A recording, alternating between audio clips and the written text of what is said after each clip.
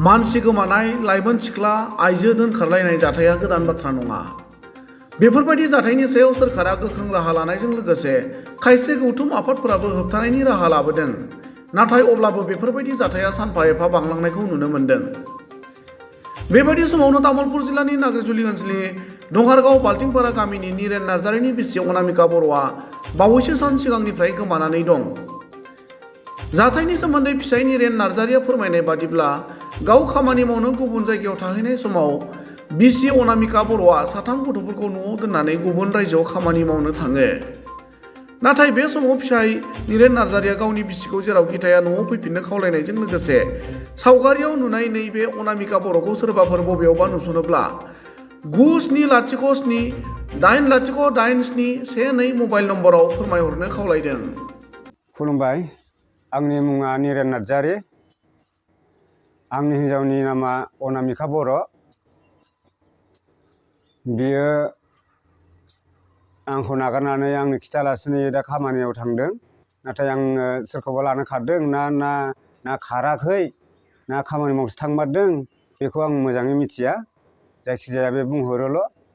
खनसेबा बुंहरो आं खामानि मावनोसो फैदों, आं रावखौ लानो होना फैयाखै होनना बुङो। आरो मालाबा होनना बुङो आं थांफिनलाबो होनना बुङो। बेखौनो बे जाथाया जादों थांनाय समबारनिफ्राय। थांनाय समबार बियो बेलासे रबिबारनिफ्रायनो 2टा बाजिनिफ्रायनो खारलांनानै रङियाव बियो हरसे थाहैदों रुम भारा लानानै। बिनिफ्राय अखानायै फुंनि 7:20 बे ट्रेन गाखोलांदों। सोरबा लाना खारदों ना सोरबा लांग्राफोर दङ नामा बिदि? दा लांग्राया आं खोनानाय बायदिबा जों गामिनिनो माबा मनेस्वर बर', बिनिफ्राय आरो बिनि बिनानाव थांफादों। दा बेखौ जाय लांग्रा बेखौबो लांथारदों होननानैबो आङो एसेबां माबा खालामाखै। मानो होनना बुङोब्ला बेबो दा लांनानै गाव कम्पानियावसो दंहैयोनो, जोंजों गैला होनना बुंदों बिसोरो। दा गावसोर सानैजोंसो दङ ना मा होनना खोनादों दा आङो। कन्टेक्ट जायोना जाया? दा फन बुबा फन नाङो, रायलायोबो, ओमफ्राय कम्पानिनि नामखौ खिथाहरा। साबेसे गथ' दङ? आंना गथ'आ 3, फिसालाया देरसिन, बे 15 बोसोर जाबाय। फिसालानि नामानो जाहैबाय अनसुमा नार्जारि। आरो फिसाजोनि नामा जाहैबाय सासेनिया बर'खा नार्जारि आरो सासेनिया जाहैबाय रुफाथि, दुइसिननिया। बिसिया माला खारनाय आरो माबायदि खारनाय? आं न'आव गैयामोन, आंबो माबायावसो गारलसआवसो दंहैयोमोन खामानि मावनो। बेयाव आं मिथिया बे थांनायखौ। आङो उन्दुनासो दंबाय थायोमोन रुमाव। ओमफ्राय सासे जोंहा गामिनिनो बैनाया बे आंखौ सोंहरबाय, नोङो खोनादोंना खोनायाखै होननानै बुंबाय। आं बुंबाय मा खोनानो होनना बुंबाय आङो। आब'मोना गैला दा खारबाय होनना बुंहरबाय। ओमफ्राय बेयावसो आङो मालिकनिफ्राय गारि भारा लानानै फैबाय आङो।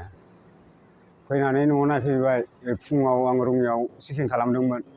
चेकिं खालामनायाव जाय लांग्रा बे मानसिखौ लोगो मोनदों आङो। नाथाय बेखौनो नायनो होदोंमोन आङो।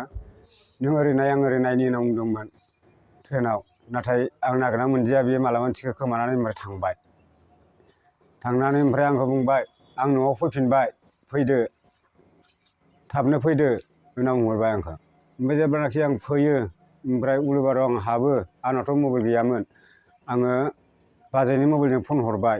होमबाना बुंबाय इयो, आं क'क्राझार बारबायानो होनना बुंहरबाय।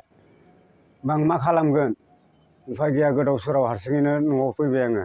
न'आव फैनानै न'आव थाफैबाय गथ'फोरजों। गथ'फोरखौ ओंखाम संनानै जाहोबाय। बेनिफ्राय अखानायै आङो नागिरनो सुरु खालामबाय। बोरैबा बोरै आं मा खालामगोन होननानै आङो साननानै। ओमफ्राय दा आं गथ'फोरखौ क'क्राझाराव दोनहरजोब्बाय। दा बेनो आरो, बेखौ बहा दं होननाय खोनादों, बेंगलर मेजेस्टिकआव दं होननाय खोनादों आङो। नाथाय मैया बुंदोंमोन बियो, आं बाटाम कम्पानियावसो मावगोन होननानै बुंदोंमोन। बिनिफ्राय आरो खिथाहरफिनबाय बियो दानि फुङाव माबा बाटाम कम्पानियाव जाला, दानिया जि कम्पानियाव जाफिनबाय होनना बुंदों बियो। दा जि कम्पानियाव आं थांनोसै खामानि मावनो होनना बुंदों आरो। नाथाय कम्पानि नामखौ सोंबाबो खिथायाखिसै बियो आं रोङा आं मिथिया होनना बुंनानै दा बेखौनो आं सानदों होजोंहाय जोंनि बर' हारिनि सेंग्रा सिख्लाफोर दङब्ला नाथाय बेखौ हमनानै आंनो हरफिनबा आं हामगौ नंदों आरो आङो खेबसे गोरोन्थि मावो मानसिया अब्लाबो आं बेखौ निमाहा होनानै गावनि हिन्जावखौ आं गावनो लायफिननो होननानै सानदोंमोन। सोरबा लाना खारखोमादों होनना सानदोंना? दा आंनि गोसोआव आं रावखौबो लाना खारखोमादोंबो होननानै सानाखैमोन नाथाय आंनो डिक्लेयार खोथाखौ बुङोब्ला आं गोजोननाय मोनगौमोन आरो नाथाय डिक्लेयार खोथाबो बुङाखै दा लानासो खारमारदों ना मादोंसो खनसेबा बुङो आं न'आव फैफिनखालाबो होनना बुङो खनसेबा बुङो मास मोनथाम मोनब्रैसो मावना थांगोन आङोबो होनना बुङो।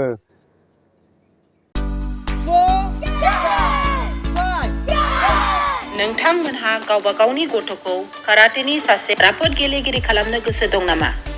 हादरसायारि, हादरारि, हादर गेजेरारि थाखोसिम गेलेग्रा खालामनो गोसो दंब्ला नोंथाङा गोबाव दा खालामसै।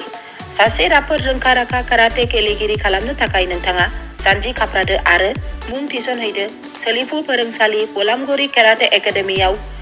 रोखा खौरांनि थाखाय 8720903713 मबाइल नाम्बाराव कन्टेक्ट खालामनो हागोन।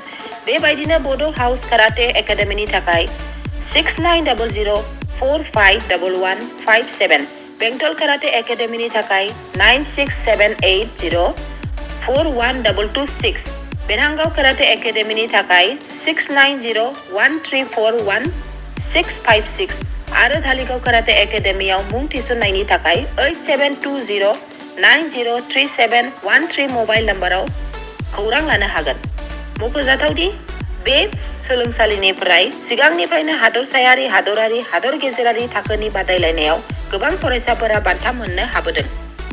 बे मुंख'नाय फोरोंसालियाव रोंग'थि गोनां फोरोंगिरिया फोरोंथाय होनानै नोंथांनि गथ'खौ सासे राफोद काराटे गेलेगिरि सोरजिनायाव मदद आरो जाफुंसार खालामगोन।